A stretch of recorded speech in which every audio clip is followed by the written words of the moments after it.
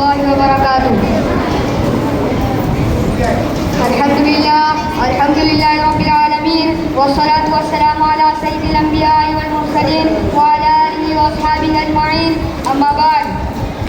आज 15 अगस्त यौम आज़ादी के इस मुबारक मौके पर मैं आपको आज़ादी की कहानी बताने आया हूँ, इस उम्मीद के साथ कि आप मेरी बातों को गौर सुनेंगे और संजीदगी के इस माहौल को बरकरार रखेंगे।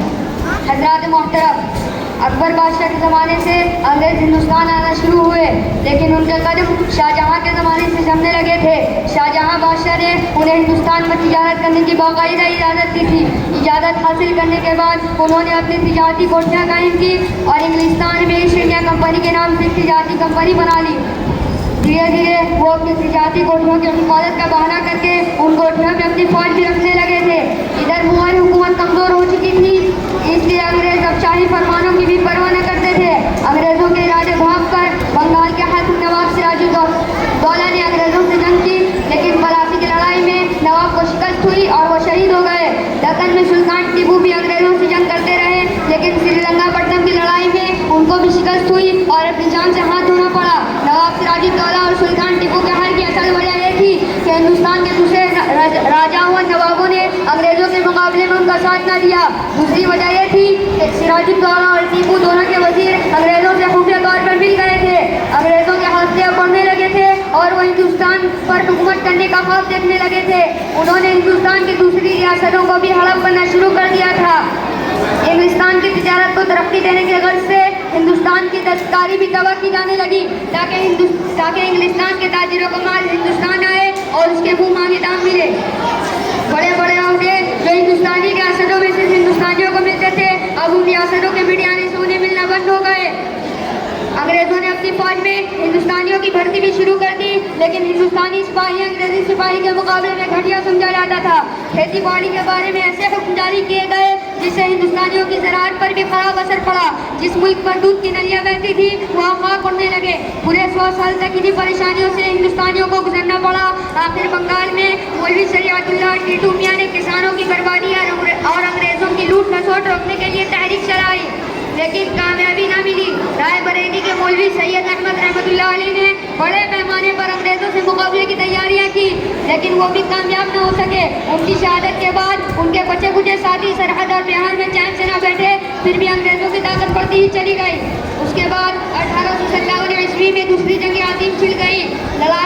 ये लड़ाई सबसे पहले मेरठ से शुरू हुई, जहाँ मंगल पांडे ने जो हिंदुस्तानी सिपाही में फौज में सिपाही थे, अंग्रेज़ों पर सबसे पहले गोली चलाई। उसके बाद ये लड़ाई लखनऊ, कानपुर, बरेली, झांसी, दिल्ली और बिहार में फैल गई।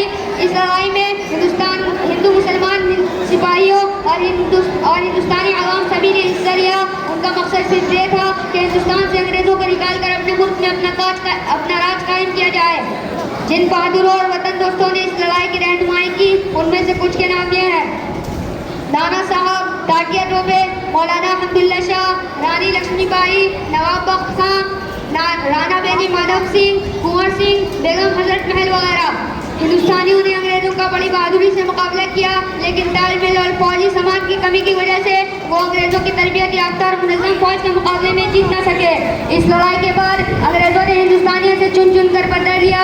इन हालात से असर लेकर सर सैयद अहमद खान ने एक रिसाला असबाबे बगावत हिंद लिखा, जिसमें अंग्रेज़ों को उनकी ज़्यादतियों पर ठोका गया था और ये लिखा गया था कि बगावत अंग्रेज़ों की ना समझी दंग और जुल्म ख़याली की वजह से हुई है।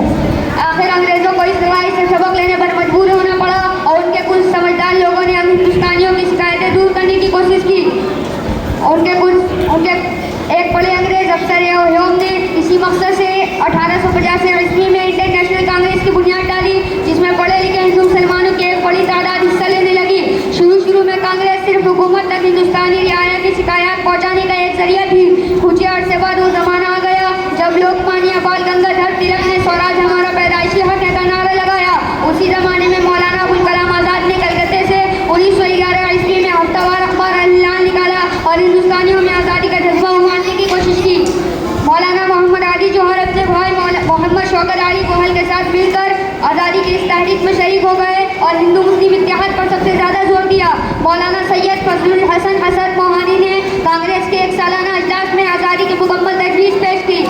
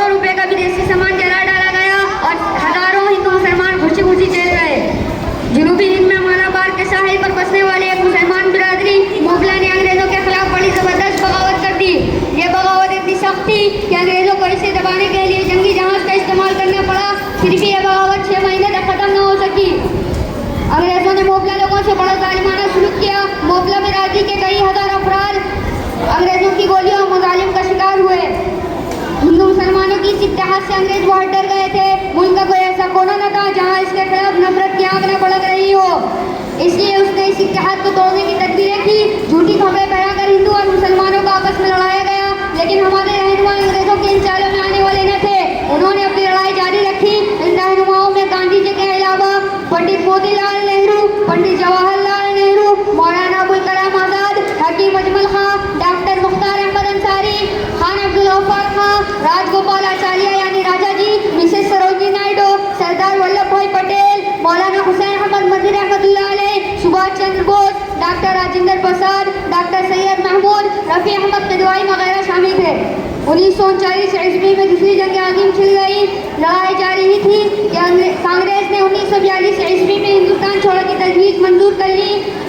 गांधी जी और कांग्रेस के दूसरे लीडर तो गिरफ्तार कर लिए गए थे, लेकिन सारे मुल्क में एक तहरीक शुरू हो गई जिसे 1942 ईस्वी की तहरीक कहा जाता है। आज़ादी के मत वाले हज़ारों की तादाद में गिरफ्तार किए गए और सैकड़ों अंग्रेजी हुकूमत की गोलियों का निशाना बन गए। अंग्रेज दूसरी जंग आज़िम जीत तो गए थे, लेकिन अब दुनिया के हालात कुछ ऐसे हो गए थे कि अब भारत को गुलाम बनाए रखना उनके लिए मुमकिन नहीं रह गया था। इसलिए उसने भारत को छोड़ने का फैसला किया और 15 अगस्त 1947 ईस्वी को हिंदुस्तान आज़ाद हो गया। पंडित जवाहरलाल नेहरू हिंदुस्तान के पहले वज़ीर आज़म चुने गए। इन्हीं चंद बातों पर मैं अपनी तकरीर को मुकम्मल करता हूँ। वाक़िअ दावाना अल्हम्दुलिल्लाहि रब्बिल आलमीन। अस्सलामु अलैकुम व रहमतुल्लाहि व बरकातुहू।